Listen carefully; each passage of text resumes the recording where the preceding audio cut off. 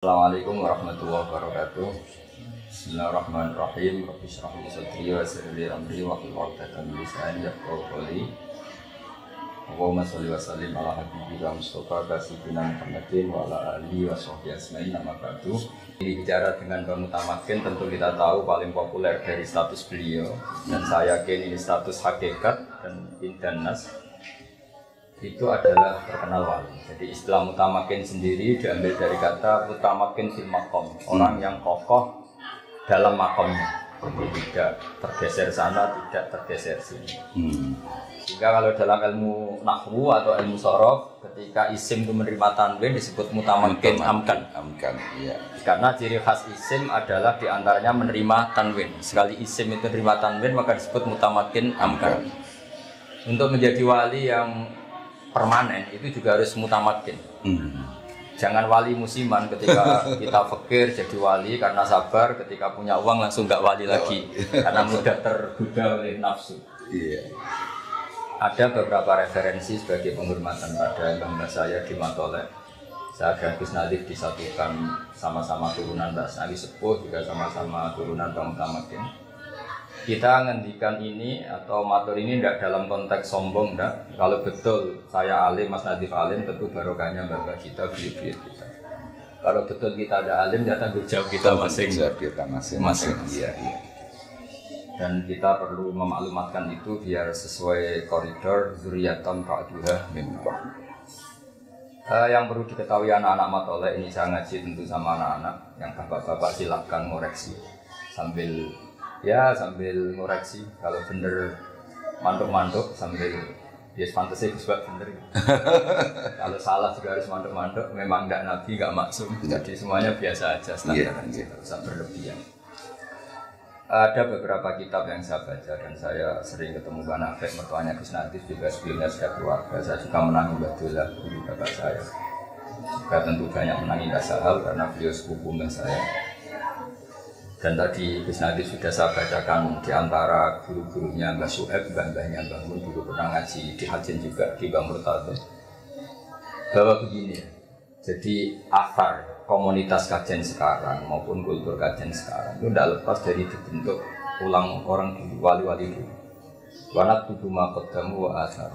Jadi efek dari kewalian seseorang atau kealiman seseorang itu bisa membentuk satu nilai bersama. Dan itu kesuksesan para wali. Di Indonesia orang paling fasik sekalipun itu kalau makan ayam nggak disembelih itu mantap, disebut ayam itu. Jadi wali-wali dulu berhasil menanamkan nilai kalau hewan itu harus disembelih. Begitu juga nilai-nilai yang lain. Meskipun mereka sedang fasik, kenapa saya bahasakan sedang? Karena agama ini selalu berharap memang karena erjuwa wal sehingga ketika Nabi ditawarin Malakul Jibal untuk menghabisi penduduk Mekah karena kafir dan mendustakan Nabi, kata Nabi, bal arju ayyukhrijawahu min aslabihim aya'budullaha wa la yusyriku bihi syai'an. Sehingga mulai tradisi pesantren yang di NU maupun yang tidak di struktur NU, cara muamalah dengan masyarakat sih muamalahnya adalah muamalah berharap akan lebih baik, dan itu yang menjadikan kita kuat.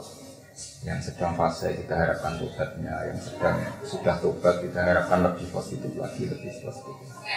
Agama ini diajari Quran, la'allahum yarji'un, la'allahum yantahun, dan seterusnya. Kita berharap terus mereka mau pulang, mau kembali. Dan dalam kitab-kitab wali yang saya pelajari, itu bahkan ngendikannya Allah dalam hadis qudsi, saya paling sayang kepada hambaku adalah tidak adbaro'ani, ketika mereka cuek sama saya. Dan yang saya paling segan, kata Allah dalam hadis qudsi, yang sedang menghadap saya. Sehingga dalam tradisi kewalian, orang itu sama umatnya Rasulullah SAW semuanya dicintai. Yang soleh kita cintai, respek kesalehannya. Yang fasik sebagai PR kita untuk menubatkan, untuk supaya la'allahum yarji'un, la'allahum yantahun. Ini khazanah yang harus kita pegang, jilan an jilin, kabiron an kabirin. Sehingga di Matolek ada pelajaran misalnya kitab yang menerangkan bab tobat. Di situ diterangkan bahwa pintu tobat tidak akan ditutup sebelum malam zuhur, sebelum orang itu dekati ajal atau nazar. Sehingga kita kenapa tidak menjadi orang yang stakem yang keras. Wong Allah saja selalu membuka pintu tobat. Masa kita mau menghalang-halangan? Sehingga kita jadi itu rileks. Nah, kenapa tadi Mas Nadi pesan tentang matolek? Matolek ini menjadi penting karena orang kalau sudah meninggal ini statusnya terserah cucunya. Jika bahaya sekali, cucu ini bisa sangat kriminal, bisa sangat berjasa. Kenapa Nabi Ibrahim sampai disebut Allah maka anak Ibrahimu Yahudiyah wala Nasrani. Ibrahim itu tidak Yahudi, tidak Nasrani. Padahal tidak ada orang Islam yang kepikiran Ibrahim Yahudi dan Nasrani. Hanya karena di antara zuriyah beliau ada yang bernama Yahuda bin Yakub bin Ishak bin Ibrahim. Dan ini punya tradisi tertentu yang mengklaim itu tradisinya mbah-mbahnya. Sehingga andaikan tidak ada status yang dibawa Rasulullah SAW bahwa Nabi Ibrahim adalah Hanifah Muslimah, maka statusnya Ibrahim akan diikutkan Yahudi. Nah, andaikan cucu-cucu Bang Mutamakin kok belajar sesuatu yang nganggap mungkin khol itu bid'ah atau nganggap ziarah itu bid'ah, maka tahu-tahu Bang Mutamakin jadi tersangka. Tapi barokahnya pengajaran yang benar, silsilah yang benar, sehingga kita menjaga. Saya tidak bisa bayangkan misalnya Mbah Zubair tanpa Mbah Mun. Mungkin yang datang ke Khol Mbah Zubair tidak sebanyak itu karena ada Mbah Mun. Dan begitu juga Mbah Zubair punya murid Mbah Sahari. Sehingga kelangsungan usul fikih terjaga, ada thariqatul usul dan seterusnya. Sehingga kalau dalam nasihat orang Arab itu kebalikan di Jawa. Kalau di Jawa nasihat itu rahmat mulut Mbah. Tapi kalau orang Arab enggak. Kama tasyarrafa bi Muhammadin adnani. Jadi orang itu nggak tahu Adnan itu siapa, Abdul Mutin siapa. Gara-gara punya cucu yang sangat populer, sangat terhormat. Orang terus tanya, itu bapaknya siapa, mbahnya siapa. Nah ini PR bagi kita semua yang masih keluarga Bang Mutamakin, anak-anak baik keluarga secara gen maupun secara sanad keilmuan. Jagalah harkat dan martabat ahli sunnah wal jamaah. Misalnya dari kalimat-kalimat yang sederhana, kita mengatakan wa ashabi ajma'in atau wa sahbihi ajma'in. Itu muatan katanya luar biasa. Pembeda kita dengan Syiah adalah innahum akramu sahabiyan wa ahanu sahabiyan akhar. Pembedanya apa kita? Kita menghormati semua. Jadi ajma'in itu kata kunci, bukan rutinitas karena semua MC bilang ajma'in terus kita ikut-ikutan bilang ajma'in. Ya. Sehingga saya berjanji ketika ngendikan sangat menghormati ahli bait ya khusul fitrotat thahiratan nabawiyah, tapi dituliskan wa ya ummu sahabata wal atba'a wa mawalah. Kan ini pembeda wa ya umum. Nah begitu juga tentang hajjen. Hajjen itu Bang Mutamakin ma'ruf di wilayah. Memperkenalkan wali ini penting, bukan karena kita cucunya terus bangga-bangganya wali itu enggak. Supaya orang berkeinginan jadi wali. Jadi wali itu jadi apa? Orang dicintai Allah, zat yang abadi, yang lahul asmaul husna. Karena mungkin kita sudah terlalu bodoh ingin dicintai manusia, dicintai pejabat, dicintai makhluk-makhluk. Kita lupa pentingnya dicintai Allah. Ya. Sehingga tidak apa-apa kita sering guyon sama Mas Nadi untuk jadi wali atau apa. Tidak apa-apa, supaya orang ingat lagi bahwa penting jadi wali. Itu ibarat Jalaluddin Ar-Rumi bisa bikin guyon tentang kematian. Kematian itu indah, kita ketemu kekasih kita ketemu hidup yang hakiki yaitu kematian. Karena kalau nggak dibicarakan toh kita pasti mati. Tapi dengan dibicarakan secara keilmuan, secara disiplin kualitas. Kata Jalaluddin Ar-Rumi, kenapa kamu nangis saya sementara saya mau ketemu kekasih saya lewat kematian? Begitu juga Bilal ketika para sahabat jenguk dia susah, beliau senyum-senyum senang. Godan nalkal ahibah Muhammad dan wahisbah. Kamu nggak usah nangis saya, bisa kita ketemu Muhammad wahisbah, bisa kita ketemu kanjeng Nabi dan para sahabat. Nah, kenapa kita bicara wali? Sekali lagi saya tadi sudah matur sama Mas Nanti sama saya bahwa wilayah ini darujah yang berkahnya kemana-mana. Dalam sebuah hadis orang baca ayat kursi maka sekian dari tetangganya ikut aman. Eksistensi Rasulullah tentu luar biasa. Wa maka nawa liwatibahum wa anta fihim. Jadi kalimat wa anta fihim ini master. Sekarang secara lahir tidak ada nabi, tapi ada warasatul anbiya, ada para habaib, para ulama, ini sudah jaminan garansi supaya kita tidak kena adab-adab banget. Kalaupun kena ya yang pembelajaran sampai adab yang istiqsal kalau dalam bahasa tafsir yang menghabisi. Ya. Nah, Kemudian ciri khas wali itu menjaga kearifan satu dengan pendidikan, dan alhamdulillah asarnya agak mutamakin ada matoleh. Meskipun didirikan jauh setelah beliau, itu kan formalitas sebagai madrasah, ada gedungnya, ada guru permanennya. Tapi 1912. Ya, tapi Mbah Mutamakin sebagai ulama, sebagai wali, pendidikannya sudah ada mulai. Iya. Makanya kata para ulama, fama fatahum illa mujarradul istilah. Yang enggak ada itu istilah ini matoleh, istilah ini madrasah, istilah sekolah sore, sekolah pagi. Dulu ya pembelajaran itu tidak pernah. Makanya kita yang mengkaji nahwu itu, andaikan kita jadi Abu Bakar itu ya jadi aneh. Makanya misalnya gini, doroba Zaidun Amron. Abu Bakar tentu tidak perlu mengatakan Zaidun itu fa'ilun, Amron maf'ulun bih.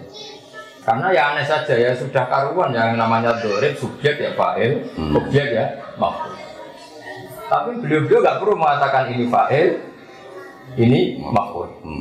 Setelah itu ditemukan ilmu yang itu disediakan fa'il, disediakan maf'ul. Wali juga gitu. Ketika ada orang fasik dikelola secara baik, tarbiyah wa tadris secara gradualisme. Kemudian Mas Nadif era intelek bilang ini metode gradualisme, metode kultural, metode apa? Sebetulnya wali itu nggak perlu seperti itu, karena nggak perlu garap disertasi, nggak perlu garap tesis, garap disertasi. Tapi perilakunya ini sudah jadi metode. Substansinya sudah jadi metode. Sudah dari substansinya sudah jadi metode. Iya. Saya beri beberapa contoh. Ini kitab Tanwirul Qulub, karena Hajan juga ikut Thariqah. Banyak lah dia. Yang diikuti apa? Naksabandi. Naksabandi saat ini juga ada. Saat ini juga ada Naksabandi. Saya beri beberapa contoh Thariqah Naksabandi ya. Ini di kitab Tanwirul Qulub halaman 505. Kita tahu Syekh Bahauddin Naksabandi itu dalam nasab ya kira-kira mirip Syekh Abdul Qadir Jailani, yaitu sama-sama Al-Hasani dan Al-Husaini. Jadi kalau Syekh Abdul Qadir disebut Al-Hasani Al-Husaini karena abahnya Hasani, ibunya Husaini. Kalau Syekh Bahauddin namanya As-Sayyid Bahauddin Muhammad bin Muhammad As-Syarif Al-Husaini Al-Hasani. Jadi untuk jadi ketua wali yang benar-benar ketua memang syaratnya harus stabil. Iya. Kalau tidak ketua ya boleh lah siapa. Itu diantara manhaj thariqatnya. Ini saya baca supaya ini juga sekaligus menambah nafas. Mungkin yang Mas Hadi wajib iri sama saya itu diantara yang dikatakan munafik ini. Sok aku nak kau ono, kon pulang thariqat. Tapi kalau bukan sakit, besulak sakit. Jadi sekarang saya kesampaian, nggak sengaja tadi pas tadi kesini saya kok kepikiran mau menerangkan thariqat. Mungkin ini bagian dari yang diinginkan munafik supaya saya mulang thariqat. Tapi saya akan mulang haiful ilmu jadi sekian. Iya. Di antara yang didawahkan Syekh Bahauddin Naksabandi itu begini. Hidayatu thariqatina nihayatu sairit thariq. Jadi kamu ikut thariqah saya hari pertama itu finish kamu atau yang kamu capai itu sudah kayak finishnya orang-orang yang lain. Thariqah yang lain. Hari pertama langsung top. Ini promosinya gitu. Dan ini promosinya orang soleh orang-orang. Bukan kitab nomor 1 ya. Bukan kitab nomor 1. Wa ya thariqatus sahabah radhiyallahu anhum. Terus kata beliau di antara promosinya, wa yastawi fi istifadatiha asyuyukh wasibyan. Wa fi ifadatiha al-ahya wal amwat. Jadi thariqah ini saking mudah dikenalinya bahwa untuk memahami ini bahwa ini thariqah yang benar, anak kecil sama orang tua itu sama. Kita tahu dalam madzhab Syafi'i, masyhur beliau menunjukkan fa innal uqula mutarratun ila qabulil haq. Akal itu terpaksa akan menerima kebenaran.